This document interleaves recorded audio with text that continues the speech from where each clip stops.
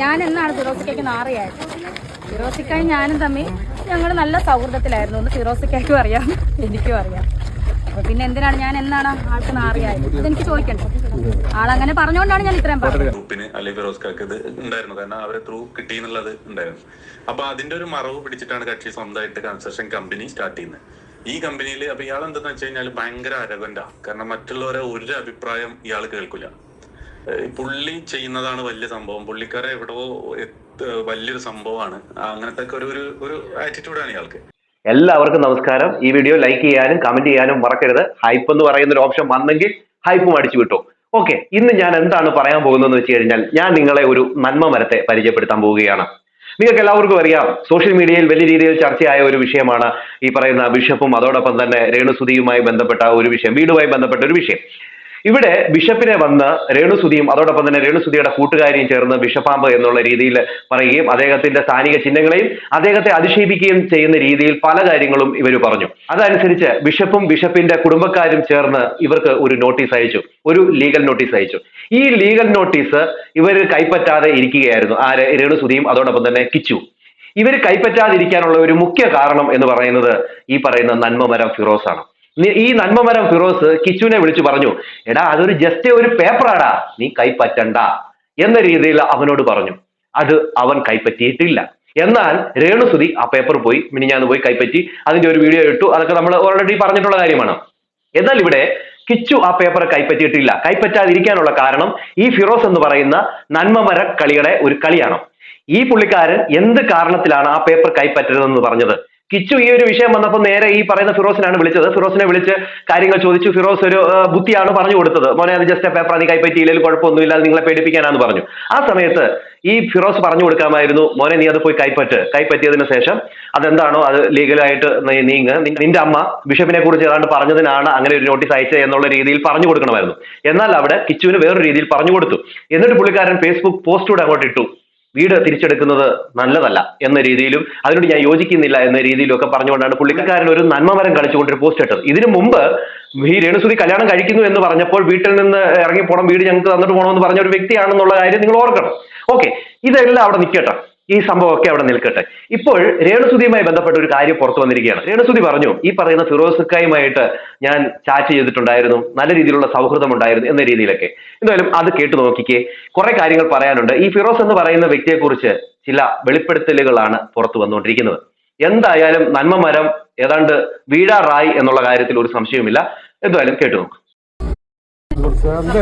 മാത്രമല്ല, എന്നെ കുറിച്ചും പറഞ്ഞില്ലേ ഫിറോസിക്ക ഞാനും ഭയങ്കര കൂട്ടായിരുന്നു. അപ്പം ഫിറോസിക്കയ്ക്ക് ഞാനും മെസ്സേജ് അയക്കും, ഫിറോസിക്ക എനിക്കും മെസ്സേജ് അയക്കും. പക്ഷെ അതൊക്കെ മറന്നിട്ടാണ് ഫിറോസിക്ക ഇപ്പം കിടന്ന് എന്നെ കിടന്ന് നാറി എന്നൊക്കെ വിളിക്കുന്നത്. എന്നെ നല്ല നാറി എന്ന് വിളിച്ചത് കേട്ടോ ഫിറോസിക്ക. അതെനിക്ക് നല്ല ദുഃഖമുണ്ട്, അതുകൊണ്ടാണ് ഞാനത് പ്രതികരിച്ചത്. അതുവരെ ഞാനൊന്നും മിണ്ടിയില്ല. വീടിന്റെ കാര്യം മാത്രം അങ്ങോട്ടും ഇങ്ങോട്ടും സംസാരിച്ചതേ ഉള്ളൂ, ഫിറോസിക്കയുടെ കാര്യം. ഫിറോസിക്ക രേണു മറ്റവളെ അവളെ അല്ല, രേണുവിനെ ഇനി ഒരിക്കലും എന്റെ ദേഷ്യം മാറത്തില്ല, പക മാറത്തില്ല, രേണുവിനോട് തങ്കച്ചൻ നാറിയോടും എന്നൊക്കെ പറഞ്ഞു. എൻ്റെ അപ്പനെ വിളിച്ച അപ്പം ഞാൻ പറയാനുള്ളത് പറഞ്ഞു. കാരണം ഫിറോസിക്ക ഞാൻ എന്നാണ് ഫിറോസിക്കയ്ക്ക് നാറിയായത്. ഫിറോസിക്കായും ഞാനും തമ്മിൽ ഞങ്ങൾ നല്ല സൗഹൃദത്തിലായിരുന്നു എന്ന് ഫിറോസിക്കായ്ക്കും അറിയാം, എനിക്കും അറിയാം. അപ്പൊ പിന്നെ എന്തിനാണ് ഞാൻ എന്നാണ് ആൾക്ക് നാറിയായത് ഇതെനിക്ക് ചോദിക്കണ്ടേ? ആളങ്ങനെ പറഞ്ഞുകൊണ്ടാണ് ഞാൻ ഇത്രയും പറഞ്ഞത്. ഇവിടെ രേണു ചിരിച്ചുകൊണ്ട് പറയുകയാണ്, അതായത് എന്തോ ഒന്ന് കുത്തി കൊള്ളിച്ചുകൊണ്ടാണ് പറയുന്നത്, എന്നും ആവട്ടാണ് നിങ്ങൾക്ക് ഞാൻ നാറിയായി മാറിയത് എന്നുള്ളൊരു കാര്യം. പണ്ടൊക്കെ നല്ല സൗഹൃദങ്ങളായിരുന്നു എന്ന രീതിയിലൊക്കെ ഇവിടെ ഈ രേണു പറഞ്ഞു വെക്കുന്നുണ്ട്. ഓക്കെ, ഈ പറഞ്ഞതിനൊക്കെ എക്സ്പ്ലനേഷൻ ഈ വിവിയുടെ ചാനലിൽ ഈ പറയുന്ന ആര് കൊടുത്തിട്ടുണ്ട്? ഫിറോസ് കൊടുത്തിട്ടുണ്ട്. എന്നാൽ അതിലേക്ക് നമ്മൾ വരുന്നതിന് മുമ്പ് ഈ ഫിറോസിനെ കുറിച്ച് ഇവരുടെ കയ്യിൽ നല്ല തെളിവുകളുണ്ട് എന്നാണ് ഈ പറയുന്ന രേണുസുതിയുടെ കൂട്ടുകാരി പറയുന്നത്. അതായത് ചില്ലറ മെസ്സേജ് ഒന്നുമല്ല, ഏതാണ്ടൊക്കെ മോശമായ രീതിയിലുള്ള ഒരു മെസ്സേജ് എന്തോ പൊട്ടിക്കാനുണ്ട്, അങ്ങനെയുള്ള ഒരു മെസ്സേജ് ഉള്ളത് കൊണ്ടാണ് അവരങ്ങനെ പറയുന്നത് എന്ന് ഈ പറയുന്ന രേണുസുതിയുടെ കൂട്ടുകാരി പറയുന്നുണ്ട്. അപ്പൊ ഈ രേണുസുതി പറയുന്നതിൽ എന്തോ ഒരു കാര്യം ഉണ്ട് എന്നുള്ളതാണ് നമുക്ക് ഇവിടെ നിന്ന് മനസ്സിലാക്കാനായിട്ട് സാധിക്കുന്നത്. ഇന്നലെ വിവിയുടെ ചാനലിൽ വിവി വിട്ട ആ ഒരു വോയിസിന്റെ അകത്ത് പുള്ളിക്കാരൻ പറയുന്നത് അങ്ങനൊന്നും ഇല്ല, എന്താ പറയാ, ഇത് മുമ്പാണ് ഞങ്ങൾ ചാറ്റ് ചെയ്തിട്ടുള്ളത്, അത് വീടുമായി ബന്ധപ്പെട്ടുള്ള കാര്യങ്ങളാണ് ചർച്ച ചെയ്തിട്ടുള്ളത്, വീടിന്റെ ബോർഡ് വെക്കുന്ന കാര്യത്തെക്കുറിച്ചും അങ്ങനെയൊക്കെ പറഞ്ഞുകൊണ്ടാണ് ചാറ്റ് ചെയ്തിട്ടുള്ളൂ, അല്ലാതെ വേറൊന്നുമില്ല.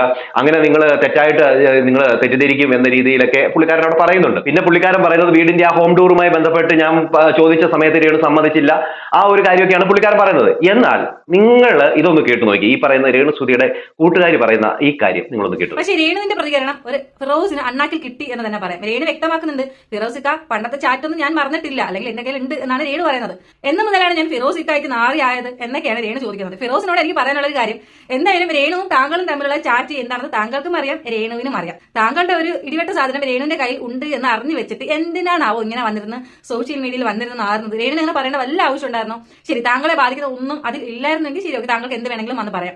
അതല്ലെങ്കിൽ താങ്കൾ ചിലപ്പോൾ വിചാരിച്ചു കാണുമായിരിക്കും, ഓ ഇത് രേണു എന്നോട് ഇങ്ങനെയൊക്കെ സംസാരിച്ചത് കൊണ്ട് ചിലപ്പോൾ അത് പുറത്ത് വിടില്ലായിരിക്കും, അതല്ലെങ്കിൽ രേണുവിന്റെ നേരത്തെ സംസാരിച്ചല്ലേ, രേണുവിൽ ഇപ്പൊ അതൊന്നും കാണില്ല, അല്ലെങ്കിൽ മൊബൈൽ മാറ്റിയപ്പോൾ കാണും എന്നൊക്കെ താങ്കൾ വിചാരിച്ചെങ്കിൽ താങ്കൾക്ക് തെറ്റി. കാരണം രേണുവിന് ഒന്നും നഷ്ടമാകാൻ പോകുന്നില്ല. രേണു എന്താണ് നഷ്ടമാകുന്നത്? ഇപ്പൊ രേണുവിന് സത്യം പറഞ്ഞാൽ നഷ്ടമാകാനായിട്ട് ഒന്നുമില്ല. ഇങ്ങനത്തെ ഒരു സംഭവം പുറത്ത് വന്നാൽ കൂടി രേണുവിന് നഷ്ടമാകാനായിട്ട് ഒന്നുമില്ല. പക്ഷെ താങ്കൾക്ക് നഷ്ടമാകാനായിട്ട് ഒത്തിരി ഉണ്ട്. അത് താങ്കളൊന്ന് ആലോചിച്ചാൽ കൊള്ളാം.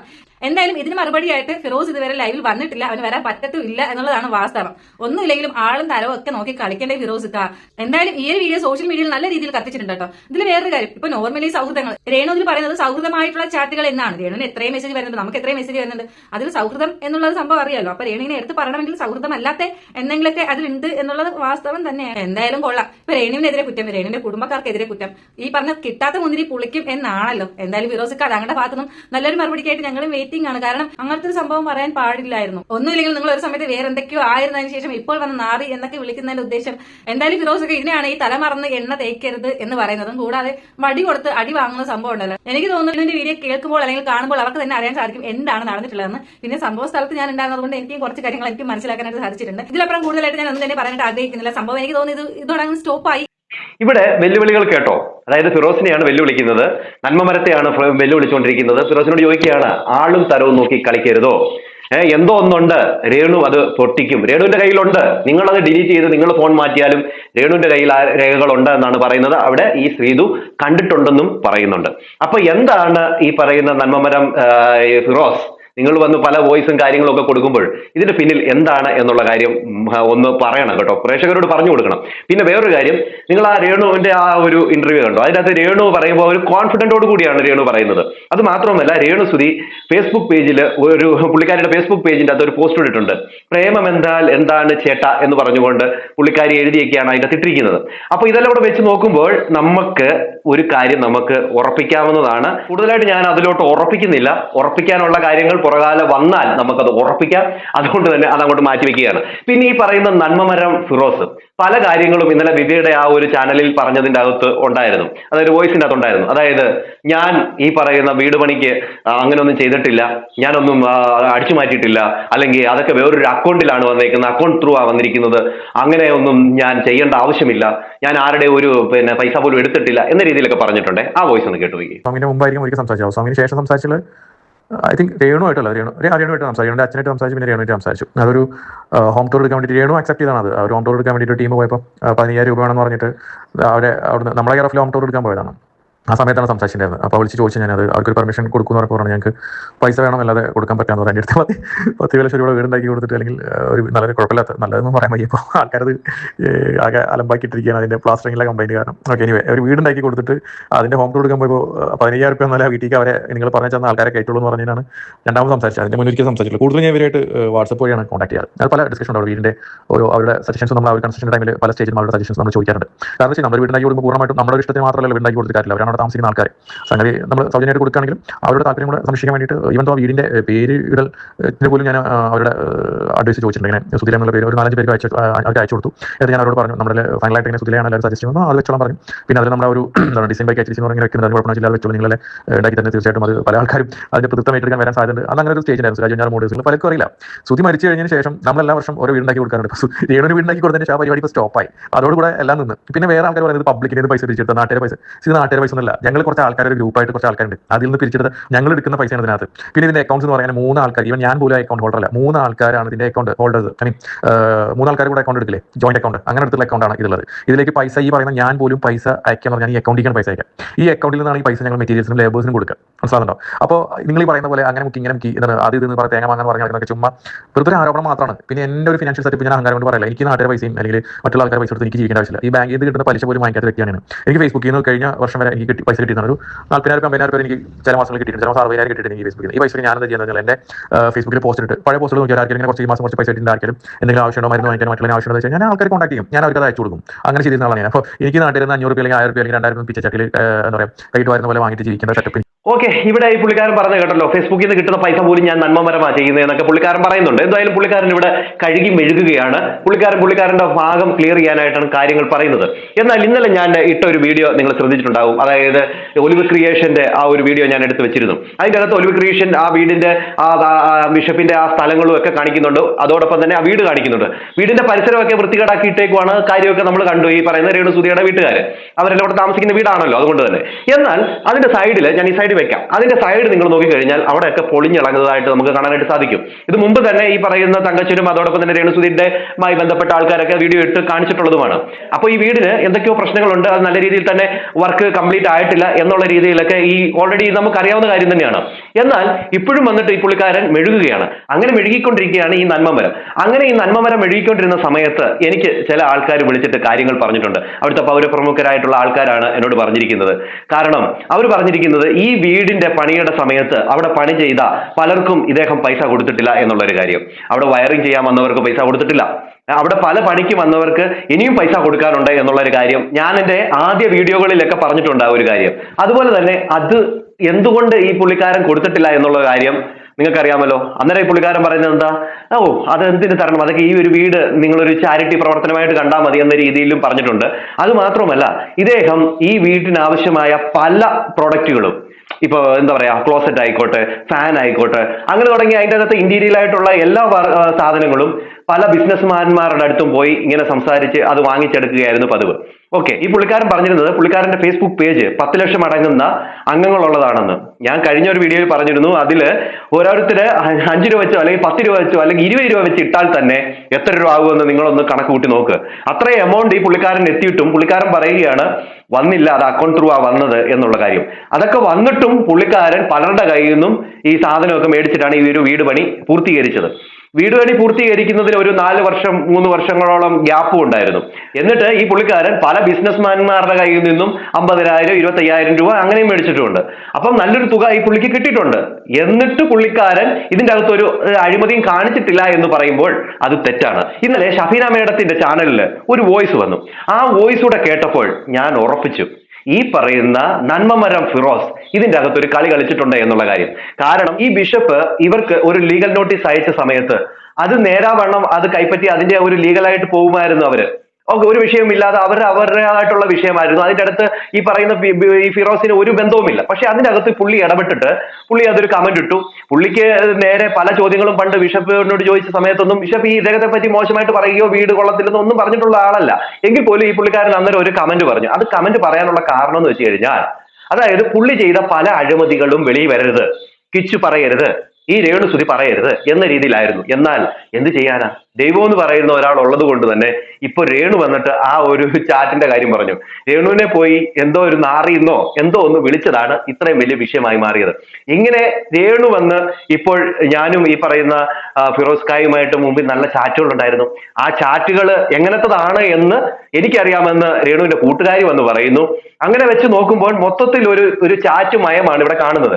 എന്തായാലും ഇന്നലെ ഈ പറയുന്ന ഈ ഫിറോസിന്റെ തട്ടിപ്പുമായി ബന്ധപ്പെട്ട് അല്ലെങ്കിൽ ഈ ഒരു കുനഷ്ടുമായി ബന്ധപ്പെട്ട് ഈ ഷഫീന മേഡത്തിന്റെ ചാനലിൽ ഒരു വോയിസ് വന്നിട്ടുണ്ട്. ആ വോയിസ് കൂടെ കേട്ടപ്പോൾ ഞാൻ ഏതാണ്ട് ഉറപ്പിച്ചു, ഈ പറയുന്ന ഫിറോസ് എന്ന് പറയുന്ന ഈ വ്യക്തി നന്മമരം കളിക്കുകയാണ്. ഇദ്ദേഹം നല്ല രീതിയിൽ തന്നെ പൈസ വെട്ടിച്ചിട്ടുണ്ട് എന്നുള്ള കാര്യം ഉറപ്പു തരുന്ന രീതിയിലാണ് കാര്യങ്ങൾ പോകുന്നത്. എന്തായാലും നന്മമരം ഫിറോസിനെ കുറിച്ച് അദ്ദേഹം പറയുന്ന കാര്യം ഒന്ന് കേട്ടു നോക്കി. ഗൾഫില് ആദ്യം ഒരു KHDC എന്ന് പറഞ്ഞിട്ടുള്ള ഫേസ്ബുക്ക് ഗ്രൂപ്പ് ഉണ്ടാക്കിയിട്ടാണ് സത്യം പറഞ്ഞ കൺസ്ട്രക്ഷൻ ഫീൽഡിലേക്ക് എന്ന് പറഞ്ഞിട്ടുള്ള ഒരു കാൽവെപ്പ് എന്ന് പറയാം. അത് അതിന് മുമ്പ് ഇയാള് DGP എന്തോ ചെയ്തിരുന്ന ഒരാളാണ്. പിന്നെ കുറച്ച് കാലം ഖത്തറിൽ ഇതാക്കി. കാരണം എനിക്ക് വളരെ അടുത്ത് ഇയാളെ വീട് ഞാൻ കണ്ടിട്ടുണ്ട്. എന്റെ നാട്ടുകാരൻ തന്നെ പറയാം. അതായത് അടുത്ത ഗ്രാമങ്ങളിലുള്ളതാണ്. പുള്ളിക്കാരന്റെ നാട്ടിലൊന്നും ഇയാളെ പറ്റിയിട്ട് ആർക്കും അറിയില്ല. എനിക്ക് വരെ അറിഞ്ഞിരുന്നില്ല. പിന്നെ കുറച്ച് കഴിഞ്ഞപ്പോഴാണ് എൻ്റെ ഒരു സുഹൃത്ത് അവൻ ഫേസ്ബുക്കിൽ കുറച്ച് ആക്റ്റീവ് ആയിരുന്നു. അങ്ങനെയാണ് ഇങ്ങനെ ഫിറോസ് ആളുണ്ട് എന്നിട്ട് പുറത്തുനിന്നൊക്കെ ഒരുപാട് ആൾക്കാർ ഇയാളായിട്ട് കമ്പനിയായിട്ട് വരുന്നൊക്കെ കണ്ടത്. അപ്പൊ നാട്ടിലൊന്നും ഇയാളൊരു കോൺട്രാക്ടർ എന്നുള്ള ലെവലൊന്നും അറിയപ്പെടുന്ന ഒരാളല്ല. പിന്നെ ആർക്കും അത്ര ഒരു ഇഷ്ടമല്ല. കാരണം ക്യാരക്ടർ നമ്മൾ ആരിഫ് ഹുസൈൻ്റെ ഒക്കെ ഏതാണ്ട് ഒരു ക്യാരക്ടറാണ്. ഞാൻ ഈ ആരിഫ് ഹുസൈനെ കാണുമ്പോൾ സത്യത്തിൽ ഫസ്റ്റ് കമ്പയർ ചെയ്തിരുന്നത് ഈ ഫിറോസിനോടാണ്. കാരണം ഫിറോസ് ഖാൻ പറഞ്ഞ ആള് ഫുൾ ടൈം സോഷ്യൽ മീഡിയയിൽ വളരെ കീനായിട്ട് വാച്ച് ചെയ്തുകൊണ്ടിരിക്കുന്ന ആളാണ്. അപ്പൊ അതിലൊരു സ്റ്റാറായി നിൽക്കാനും കൂടി താല്പര്യമുള്ള ഒരാളും കൂടിയിട്ടാണ്. വേറെ ഒന്നുമില്ലല്ലേ.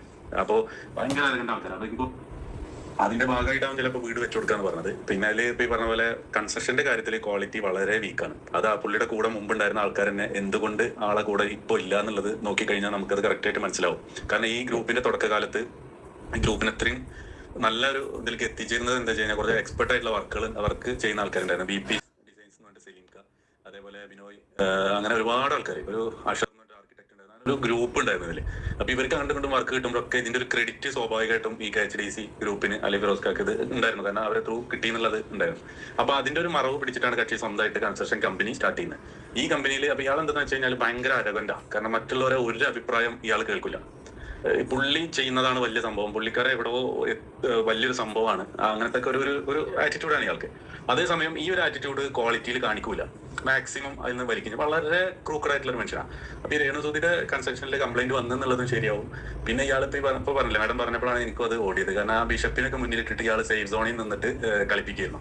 കാരണം KHDC എന്ന് പറഞ്ഞിട്ടുള്ള കൺസ്ട്രക്ഷൻ കമ്പനിയുടെ തുടക്കകാലത്ത് ചെയ്ത വർക്കുകളിൽ ഒരുപാട് ഡാമേജുകൾ വന്നിട്ട് ഇയാൾ എന്ത് ചെയ്തെന്ന് വെച്ച് കഴിഞ്ഞാൽ ആ വർക്കിൽ അന്ന് ഉണ്ടായിരുന്ന കുറെ ആൾക്കാർ ഇയാളെ തെറ്റിപ്പോയി. അപ്പൊ അവരൊക്കെ ആയിട്ട് നമ്മൾ ഇപ്പോഴും കോൺടാക്ട് ഉണ്ട്. ഞാനൊരു ഈ ഒരു ഫീൽഡിൽ നിൽക്കുന്ന ആളാണ്, കൂടുതൽ പറയുന്നില്ല. അപ്പൊ നമുക്ക് അറിയാം. അപ്പൊ അങ്ങനെ അവരൊക്കെ പറഞ്ഞാൽ വെച്ച് കഴിഞ്ഞാൽ അപ്പൊ ഈവൻ ഞാൻ വരെ ഇയാളൊക്കെ തെറ്റിപ്പോയ ഒരാളായിട്ട് ഒരാളെ ഒരു പോസ്റ്റിന് ജസ്റ്റ് ഒന്ന് ലൈക്ക് അടിച്ചത് എൻ്റെ ഒരു ഫ്രണ്ടിനോട് നോട്ട് ചെയ്ത് മാർക്ക് ചെയ്തിട്ട് ഒന്ന് എൻ്റെ ഫ്രണ്ടാണ് എന്നൊക്കെ പറഞ്ഞിട്ട് അയച്ചു കൊടുത്തില്ല. കാരണം അപ്പൊ അത്രയും ഒരു ലൈക്ക് ഒരു ആൾക്ക് എതിർക്കുന്ന ഒരാള് പോസ്റ്റിൽ ആരൊക്കെ ലൈക്ക് അടിക്കുന്നുണ്ട് എന്ന് പോലും നോക്കുന്ന ഒരാളാണ് ഫിറോസ്. സെയിം ആസ് ആരിഫ് ഹുസൈൻ എനിക്കറിയാം. ഞാൻ അബ്ദുള്ള വാസിലിന്റെ ഒക്കെ സ്റ്റാർട്ടിംഗ് സമയത്ത് ഞങ്ങൾ ഒരു പ്രോഗ്രാം കോർഡിനേറ്റ് ചെയ്യുന്ന സമയത്തൊക്കെ ഈ ആരിഫ് ഹുസൈന്റെ ക്യാരക്ടർ എന്താണെന്നുള്ളത് എനിക്കറിയാം. അപ്പൊ അതിന്റെ വേറെ ടിക്കാണ് ഫിറോസ്. നോട്ട് ചെയ്യണം, മാഡം എപ്പോഴും നോട്ട് ചെയ്യുന്ന ഒരു പോയിന്റ് ആണ്. ഈ ഫിറോസ് KHDCയും ആരിഫ് ഹുസൈൻ തെരുവത്തൊക്കെ ശൈലി കൊണ്ടും ചിന്തകൾ കൊണ്ടും ഒക്കെ ഒരു ചെറിയ വ്യത്യാസമുള്ളൂ. രണ്ട് റൂമിൽ നിൽക്കുന്ന ആൾക്കാരെന്ന് മാത്രമേ ഉള്ളൂ, വേറെ ഒന്നുമില്ലല്ലേ. അപ്പോ ഭയങ്കര അറിയേണ്ട ആൾക്കാർ. അപ്പൊ എനിക്ക് തോന്നുന്നു ആ ഒരു കേസിൽ ഈ രേണുസുധി പറഞ്ഞ വളരെ കറക്റ്റ് ആവും. കൺസ്ട്രക്ഷൻ വളരെ മോശമാവും. അപ്പൊ ഇയാൾ ആദ്യകാലത്ത് കൺസ്ട്രക്ഷൻ ചെയ്തിരുന്ന ആൾക്കാരായിട്ടൊക്കെ തെറ്റിപ്പിരിയാനുള്ള മെയിൻ കാരണം അതിന്റെ ആൾക്കാർ തന്നെ എന്നോട് പറഞ്ഞിട്ടുള്ളത് ഫിറോസ്ക പറഞ്ഞ പ്രകാരം ഞങ്ങളെ ഐഡിയാസ് ഒന്നും അവിടെ നടപ്പിലായിട്ടുണ്ടായിരുന്നില്ല. എല്ലാ ഐഡിയയും ഫിറോസ്കയാണ് ചെയ്യിപ്പിച്ചത്. ലാസ്റ്റ് അതൊക്കെ പൊളിയും കുറ്റന്നായപ്പോ എല്ലാതും വളരെ ഭംഗിയായിട്ട് ഞങ്ങള് ആണ് അതിന്റെ കുറ്റക്കാരെന്നുള്ള ലെവലിൽ പുള്ളി കൈ കഴുകാനുണ്ടായത്. എന്നിട്ട് എന്ത് ചെയ്ത് പുള്ളി പതുക്കെ ക്ലയന്റിന്റെ കൂടെ നിന്നിട്ട് ഇവർക്കെതിരെ തിരിയാൻ തുടങ്ങി, ഇവരെ ശത്രുവായി മാറി. അപ്പൊ അതുവരെ അത്രയും അടിയുറച്ച് നിന്നിരുന്നുള്ള ഒരു സപ്പോർട്ട് പോലും ഈ ഫിറോസിന്റെ ഭാഗത്തുനിന്ന് ഈ പറഞ്ഞ ആൾക്കാർക്ക് ആർക്കും ഉണ്ടായില്ല. ഈ പറഞ്ഞ ആൾക്കാർ തന്നെ BP ഡിസൈൻസ്, ബിനോയ് ദേവസ്യ, അങ്ങനെ റോബിൻ, അങ്ങനെ ഒരുപാട് ആൾക്കാരുണ്ട്. അത് കേരളം മൊത്തം ഓരോ ജില്ല നോക്കിക്കഴിഞ്ഞാൽ ഓരോരുത്തർ കിട്ടും. ഇവരൊക്കെ ഇപ്പോഴും നിലവിൽ വർക്ക് ചെയ്യുന്നവരും. പക്ഷെ അവരാരും ഫേസ്ബുക്കിലൊന്നും ഇപ്പോൾ ആക്റ്റീവ് ആയിട്ടില്ല. കാരണം എന്താ വെച്ചാൽ ഫിറോസിനായിട്ട് ഫേസ്ബുക്കിൽ സോഷ്യൽ മീഡിയയിലൊന്നും പിടിച്ചു നിൽക്കാൻ പറ്റില്ല. കാരണം ഇയാൾ 24 hours ഇതിനു വേണ്ടി മാത്രം ജീവിക്കുന്ന ഒരു വ്യക്തിയാണ് ഈ ഫേസ്ബുക്കിൽ. ഞാൻ ഇയാൾ എതിർക്കുന്ന ഒരാൾക്ക് ലൈക്ക് അടിച്ചപ്പോൾ ആ ലൈക്ക് ആരൊക്കെ അടിച്ചിട്ട് നോക്കിയിട്ട് അത് മാർക്ക് ചെയ്തിട്ട് ഒരു ആത്മാർത്ഥ സുഹൃത്തും ഫിറോസ്കാരും കൂടിയിട്ടുള്ള സുഹൃത്തിനെ അയച്ചു കൊടുത്തിട്ട് ആ സുഹൃത്താണ് എനിക്ക് ഇയാൾ ഇൻട്രോഡ്യൂസ് ചെയ്തത്. അയച്ചു കൊടുത്തിട്ട് അത്രയും എടുത്തു പറഞ്ഞത്. അപ്പൊ നേരെ ഈ വ്യക്തിനെ ഞാൻ പല സ്ഥലങ്ങളിൽ കണ്ടിട്ട് ഇയാളെ അറിയാത്ത അഭിനയിച്ചിട്ടുണ്ട്. അത് അഭിനയിക്കരുതെന്നുള്ളത് ഈ ഒരു സംഭവത്തിന് മനസ്സിലാവും. ഞാൻ അടിച്ച് ലൈക്കും എന്റെ പേരും. നിങ്ങൾ വോയിസ് കേട്ടല്ലോ. ഇവിടെ ഫിറോസ് എന്ന് പറയുന്ന നന്മമരം ഏതാണ്ട് ഇങ്ങനെ വീഴാൻ പോകുന്ന ഒരു സിറ്റുവേഷനിലേക്കാണ് നമുക്ക് കാണാനായിട്ട് സാധിക്കുന്നത്. ഒരു സൈഡിൽ കൂടെ രേണുസുധിയുടെ കാര്യം പറയുന്നു, അതിൽ എന്തോ ഒരു കാര്യമുണ്ട്, രേണുസുധിയുടെ കയ്യിലുണ്ട് എന്നുള്ളൊരു പടക്കം രേണുസുധി ഇങ്ങനെ വെച്ചുകൊണ്ടിരിക്കുകയാണ്. അത് മാത്രമല്ല, ഇവിടെ ബിഷപ്പും അതോടൊപ്പം തന്നെ രേണുസുധിയും സജീനയും കിച്ചുവും തമ്മിലുള്ള ഒരു വിഷയത്തിന്റെ ഇടയ്ക്ക് കയറി വന്ന് അവിടെ ഒരു നന്മമരം കാണിച്ച് അവിടെ പോയി പുള്ളിക്കാരൻ ഒരു ചെറിയൊരു പടക്കം പൊട്ടിക്കാൻ പോയതാ. പക്ഷെ ഇപ്പൊ വലിയ രീതിയിലുള്ള ഗുണ്ടാണ് പുള്ളിക്കാരന്റെ മൂട്ടി പൊട്ടിയിരിക്കുന്നത് എന്നുള്ളതാണ് ഇപ്പൊ പറയാൻ പറ്റുന്നത്. എന്തായാലും ഫിറോസ് എന്ന് പറയുന്ന നന്മമരം ഏതാണ്ടൊക്കെ പണി ഉണ്ട് എന്നുള്ള കാര്യമാണ്. കാരണം ഫിറോസിനെ കുറിച്ച് പല തെളിവുകളാണ് വന്നുകൊണ്ടിരിക്കുന്നത്. അന്ന് വീട് പണിയുടെ സമയത്ത് നടന്ന ചില കാര്യങ്ങൾ തൊട്ട് പല കാര്യങ്ങളും പുറത്തു വന്നുകൊണ്ടിരിക്കുകയാണ്. എന്തായാലും വരും ദിവസങ്ങളിൽ പലരും വന്ന് പല കാര്യങ്ങളും പറയുമെന്നുള്ള കാര്യത്തിൽ ഒരു സംശയവുമില്ല. എന്തായാലും രേണുസുധി ആ കുത്തിക്കൊണ്ടുള്ള വർത്തമാനത്തിൽ തന്നെ ഉണ്ട്, എന്തോ ഒന്നുണ്ടെന്നുള്ള കാര്യം. അതും ഇനിയും വരും ദിവസങ്ങളിൽ പുറത്തു വരുമെന്നുള്ള കാര്യത്തിലും ഒരു സംശയവുമില്ല. എല്ലാം നമുക്ക് കാത്തിരുന്ന് തന്നെ കാണാം. നിങ്ങളുടെ അഭിപ്രായം എന്തെന്ന് മസ്റ്റായും കമന്റ് ചെയ്യുക. അടുത്തൊരു വീഡിയോ കാണുന്നവർക്ക് എല്ലാവർക്കും